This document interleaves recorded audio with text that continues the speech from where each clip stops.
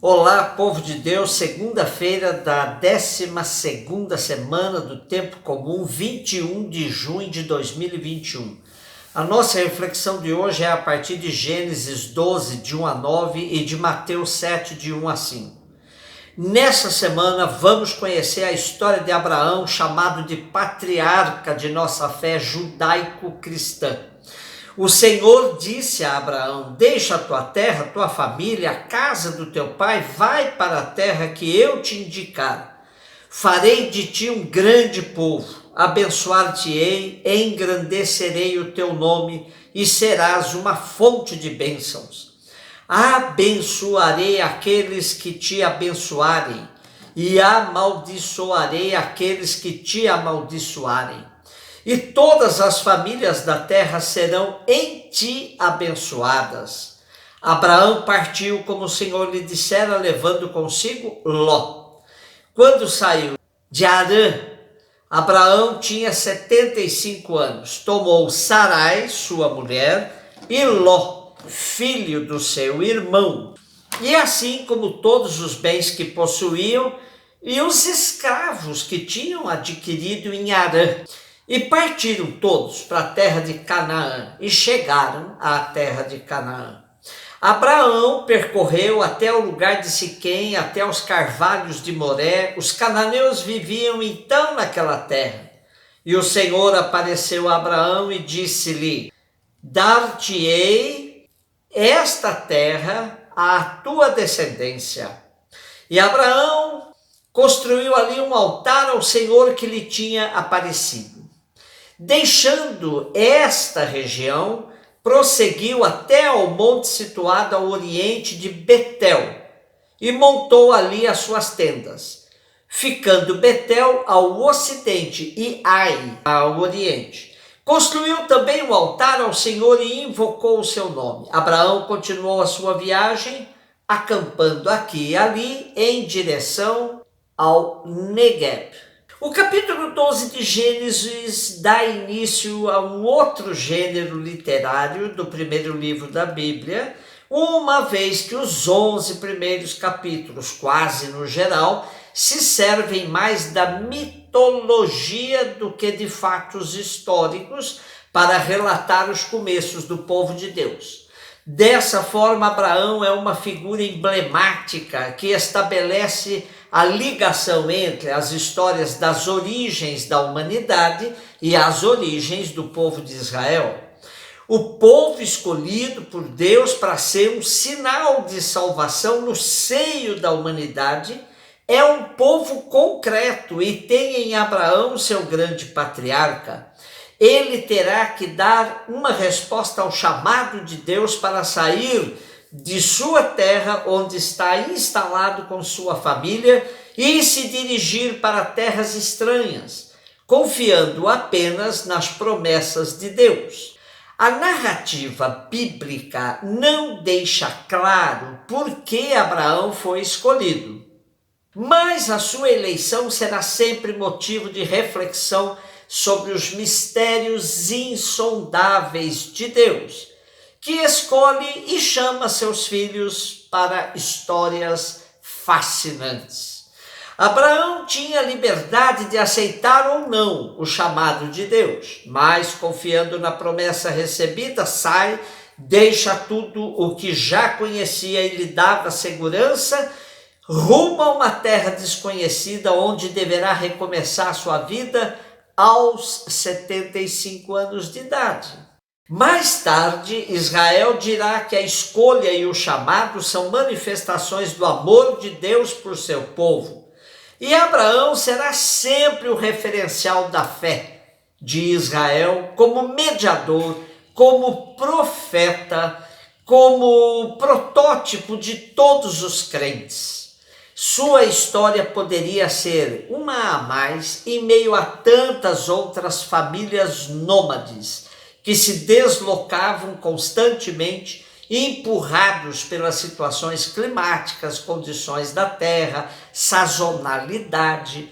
Porém, a escolha divina fez da saga de Abraão uma história de amor, de predileção, capaz de sustentar a mística de todo um povo que sofrerá com cativeiros e invasões. Para encontrar-se com Deus, é preciso flexibilizar todas as nossas seguranças, que muitas vezes nos prendem e nos acomodam. Ser capaz de sair, de deixar, de partir será sempre o desafio ao qual seremos confrontados ao longo de nossa existência. E Abraão, depois de armar e desarmar sua tenda, de acampamento a acampamento, termina por fixar-se em Negueb, terra árida e sem vida. Sua esperança será apenas o Senhor.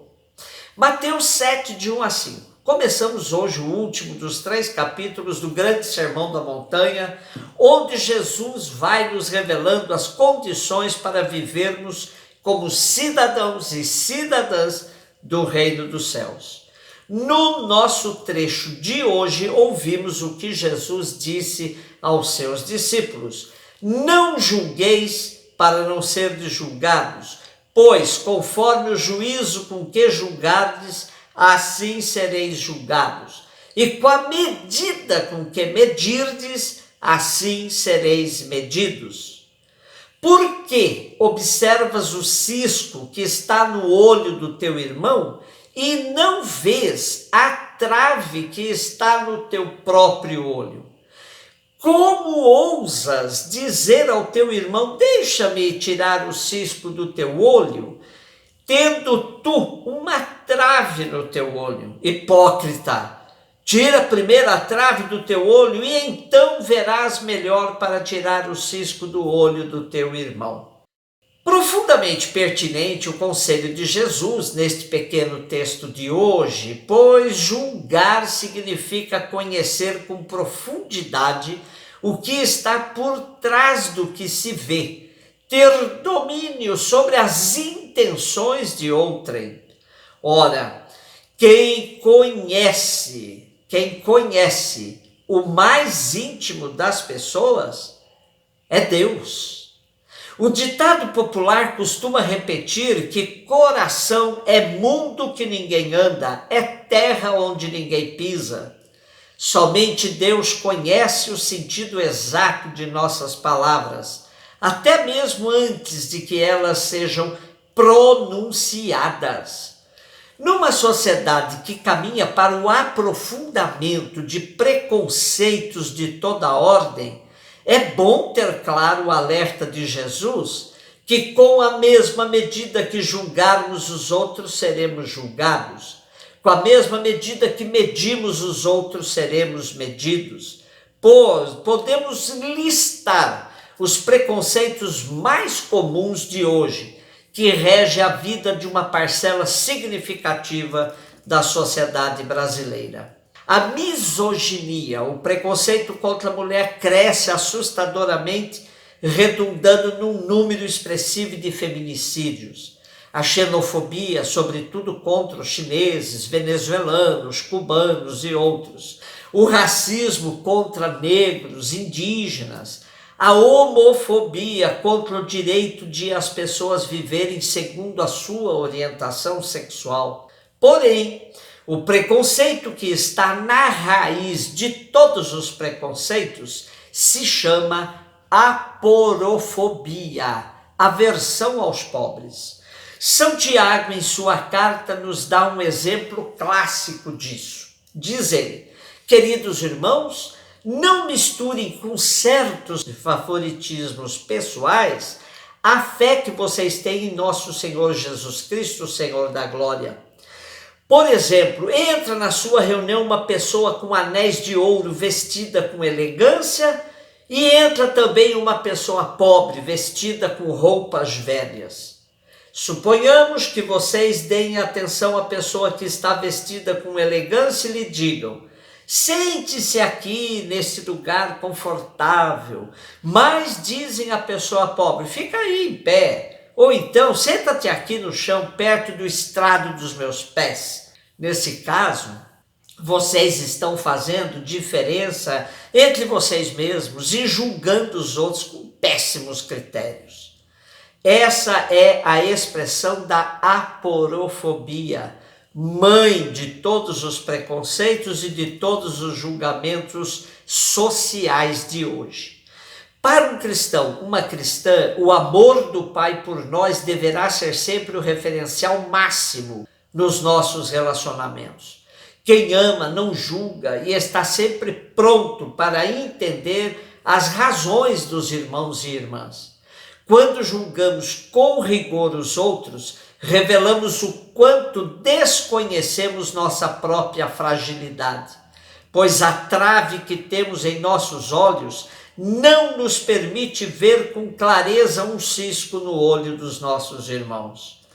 Quando estivermos diante de julgamentos fáceis e banais, lembremos-nos da maneira como Deus nos julga e deixemos que o amor seja a regra maior.